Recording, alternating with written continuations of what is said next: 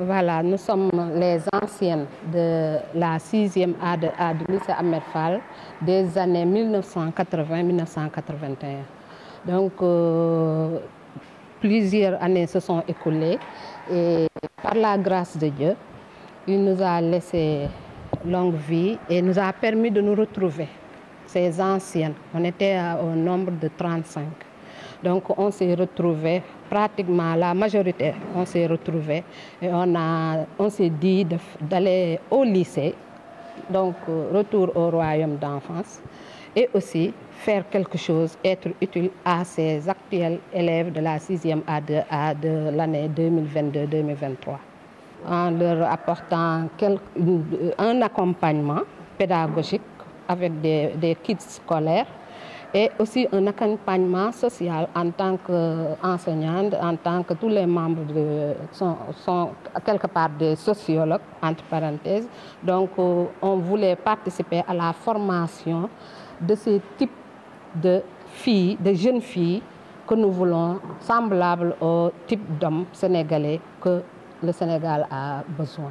Ça, l'objectif, parce que vu que nous sommes là, nous sommes en parenthèse devenus quelqu'un dans ce pays, nous savons que nous sommes utiles parce qu'il y a tous les corps de métier dans notre association. Donc on vient exhorter ces jeunes filles, ces jeunes, pour persévérer, puisqu'on est dans un monde de compétition, je l'ai dit au début. Et dans ce monde, il faut vraiment avoir de la volonté, persévérer pour percer, pour être quelqu'un et être utile à sa société. Donc, c'est une sorte de sensibilisation pour motiver nos jeunes à faire partie de l'élite, à faire partie des leaders, à faire partie des personnes utiles pour eux et pour la société. L'année dernière, nous avons tenu à faire quelque chose, même sans être visible, parce qu'on devait travailler l'année dernière dans notre visibilité. Mais tellement que la chose nous tenait à cœur, nous, on a voulu faire quelques gestes. L'année dernière, on a essayé, pas toute la classe comme cette année, mais on avait une cible. Cette année, elles doivent être en classe de 5e. On avait pris quelques élèves vulnérables qui avaient des problèmes. Par exemple, qui tardaient à s'inscrire. On sait que donc il y a vulnérabilité là, qui tardaient à avoir la tenue de sport. On sait qu'il y a vulnérabilité. Il y a des élèves qui aussi avaient des problèmes de petit déjeuner. Ça aussi, on l'avait pris en charge l'année dernière. Plus le volet pédagogique qui nous intéressait. Donc, on avait un répondant, c'est le professeur principal, M. Sambou, qui nous a aidés à faire des cours de renforcement. Moyennant, nous avons payé pour une cible de 10 élèves. 22. Donc pour une cible de 22 élèves, dans la semaine, ils étaient encadrés 4 heures de temps. Et l'association a payé ces heures de renforcement. Maintenant, cette année, on a démarré par ça et en prenant en compte toute la classe. L'année dernière, c'était une cible, mais cette année, ils sont 65, donc on voudrait d'abord, pour l'accompagnement pédagogique, doter à chaque élève de la classe de 6e A d'un kit scolaire composé d'un paquet de cahiers de 200 pages, un cahier de TP, du matériel géométrique, etc. et des stylos. C'est peu, mais ce n'est qu'un début. On compte perpétuer et faire beaucoup.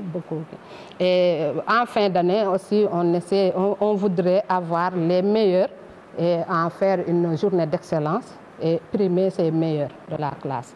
Mais on souhaite que tout le monde soit meilleur. Qui était de 2 ans mes aînés, parce que moi je suis arrivée en 1983.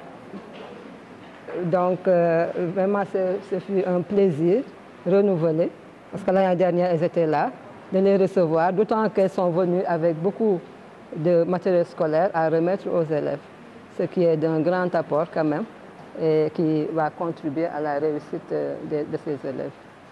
Inviter d'autres promotions à faire pareil? Oui, nous invitons les autres, notamment celle de ma promotion, à faire pareil. La CALAF locale, la CALAF de Saint-Louis aussi, Parce que le système de parrainage est très important. Nous avons vu quand même que ça donne ses fruits. Parce qu'il y a des élèves qui sont parrainés par d'autres associations, d'autres ONG. Mais l'année dernière, par exemple, au bac, ces élèves qui étaient parrainés depuis la seconde ont fait d'excellents résultats. Ils ont eu des mentions vraiment qui ont honoré le lycée. Donc vraiment, c'est quelque chose qui fonctionne. Et j'invite vraiment toutes les anciennes à venir parrainer les élèves. Le parrainage peut être individuel comme il peut être collectif. Et l'accompagnement n'est pas seulement pédagogique, il y a aussi l'accompagnement psychologique. Vraiment, les élèves, ce sont des jeunes filles vulnérables qui ont besoin d'être conseillées, d'être accompagnées avec du matériel pédagogique, avec des cours de soutien. Et vraiment, parce que ce que nous visons, c'est l'excellence. Voilà. Waaleykum. Donc tey li nu fi indi ñun ñu anciens élèves au lycée Ahmed Fall lañu. Am na association yu bëri yoo xamante ne anciens élèves lycée Ahmed Fall jaar nañ fi mais ñun particularité bi moo di ñun ñoo doon élèves 6e A2A. ñun kese élèves 6e A2A ñoo ñëw fas yéene def ci action fekk ci seen doom yi nekk ren ji 2022 2023 6e 2023 2024 6e A2A. dañ si bëgg a jàpp parce que dañoo bëgg ñun ñu dokk seen modèle dañoo xam tamit société bi léegi ni muy doxee moom il faut ndimbal dafa soxla comme ñun dañu dimbale woon ba nu réussir tey jii mën taxaw fii ñun tamit dañuy fay bor dañu ñëw rek pour fay si bor xale yi lañu bëgg ñu raw ñu sax ñun li nu nekk tey jii ñoom ñaan nañu yàlla ñoom ñu nekk lu ëpp loolu moo taxoon ñu indil leen tuuti matériel d'accompagnement bi accompagnement pédagogique la mais duñ si yam daanu defar tamit accompagnement social daanu xool ñi nga xam ne ay cas de vulnérabilité lañu wala ñu am ay yenn difficulté yoo xamante ni socialement lañ koy régler daanuy jege si classe bi di xool cas yooyu par individualité dans la discrétion et en collaboration ak kii bi administration bi proviseur ak équipe am ñuy xool yooyu ñu jàppale ko ci régler socialement ces cas-là ba suñu doole yam doon door a juddu presque 1 an et demi la ñu am daaw ambition rek moo ñu yóbbu woon sax mais daaw waruñu woon def benn action mais dañu ñëw def ci visite def ci kii découverte li 6e A2A bi woon daaw ñu ne il faut faire quelque chose lu mu néew nañ ko def ci la ñu jëloon en charge 22 xaleel doon leen fayal cours de renforcement pédagogique noonu sax ci hasard lañ ko def mais cette année bëgg nañu xam ñi ko nécessité cours de renforcement et que parents bi aussi adhéré ci pour ñu defal leen cours de renforcement ndekki yi doon na am xale yoo xam dañ doon ñëw sans ndekki aussi fan dëkk dafa sore dañuy obligé yendu fii jëloon nañu benn somme bàyyi ko ci cantine bi pour que xale yooyu gratuitement bu ñu ñëwee nañ leen kooku di jox ndekki inscription yi tamit gis nañ ñoo xamante ne ba période benn année ba eggee benn période xale bi inscrireul il faut se poser la question bi ñu seetee dañ ne fekk parent bi mënagu ko ñun tamit jàppale nañu parents yooyu ci inscription xale yi ak ñi amoon problème mu blouson bu ñu defee EPS c'était pas obligatoire mais rafet na xale bi gis ñëpp ay moroomam sol blouson yu nuroo ñu bind ci lycée Ahmed Fall ñuy def EPS mu bañ a distingué wu sol beneen blouson mu am ci qualité boobu nuroo ay moroomam daal pour discrimination bañ am wala yooyu. donc ñu am mbégte di dalal tey promotion 80-81 6e A2 man jiitoo nañ ma ay at man 6e A1 laa def latin laa def latin grec.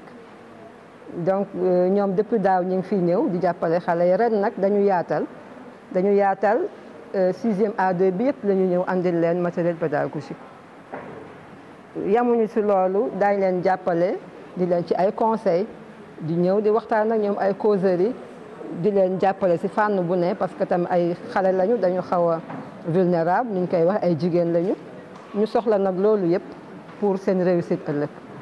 donc tey dañ leen présenter ñoom comme des modèles parce que xëy na bi ñu tolloo ci at bi ñoom xëy na soxla woon nañ ko jàppale nañ leen bi yoon ñoom ñëw pour jàppale à leur tour xale yi te ñu gis ni nag lu am solo la parce que am na ñu fiy ñëw depuis des années di jàppale xale yi di leen accompagner te gis nañ ñu daaw par exemple au bac xale yooyu ñu doon jàppale depuis la seconde ñu nekk des scientifiques ñu ci ëpp elles ont def résultat yu macha allah yu am solo am ay mentions yu am solo te Ahmed Fall loolu la soxla parce que encore une fois li ñu bëgg mooy def ko lycée d'excellence.